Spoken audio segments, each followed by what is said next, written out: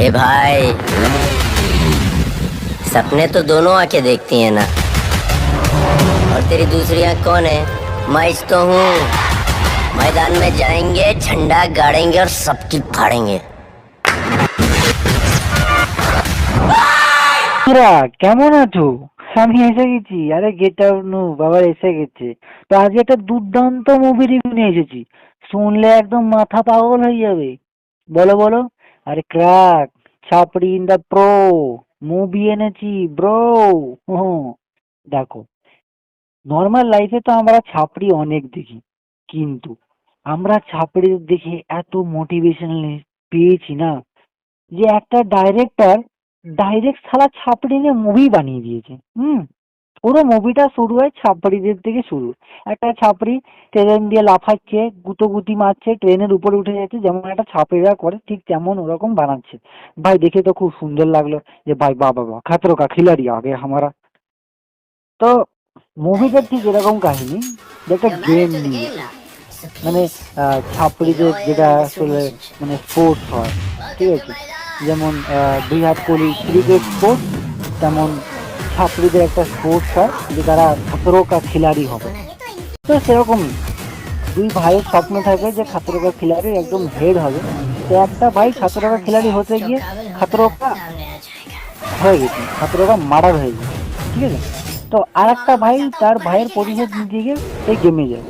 এবার যেটা রুলস, মুভিতে ভাই হিরোই জিতবে, ভিলেনের বাচ্চা কোনোদিন জিতবেই না। তুমি যত টাকায় খাওয়াও না কেন, ভিলেন কোনোদিন জিতবেই না। ভিলেন মরবেই শালা, ডেফিনেটলি, আমি লিখে দিচ্ছি। এখানেও ঠিক তেমন, হিরোকে যতই দেখানো হবে যে হিরো একদম লাস্টে গিয়ে পৌঁছাচ্ছে দৌড়ে দৌড়ে, সেই হিরোই ফার্স্ট। হুম, হিরো ফার্স্ট। তেমন এখানে তিনটে স্টেপ হয় গেমের, ঠিক আছে। প্রথমে হচ্ছে গাড়ির পিছনে দৌড়তে হবে পাগলা কুত্তার মতো, তারপরে হচ্ছে পাগলা কুত্তা তোমার পিছনে দৌড়বে, আর লাস্টে, লাস্টেটা ভুলে গেছি আসলে। ছাপড়ি মুভি তো অত মন দিয়ে দেখিনি, জাস্ট মুভিটা রিভিউ দেওয়ার জন্য দেখেছি।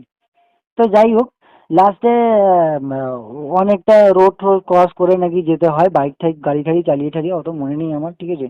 তো লাস্টে যে ভিলেন, ভিলেনকে আমরা কি দেখি, ভিলেন হচ্ছে ভিলেন না, ভিলেনের বাপ হচ্ছে ভিলেন।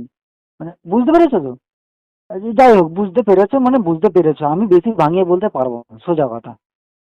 তো যখন নায়ক সেটা রাস্তা টের পায়, তো ভিলেনের বাপকে, মানে ভিলেনের বাপ তো না, সরি ভিলেনের বাপ না, মানে যে ভিলেনকে প্লেন থেকে ধাক্কা মেরে ফেলে দেয় এবং হিরে জিতে বাড়ি চলে যায়। তো মুভিটা একদম পুরো ছাপরি আলট্রা প্রো ম্যাক্স।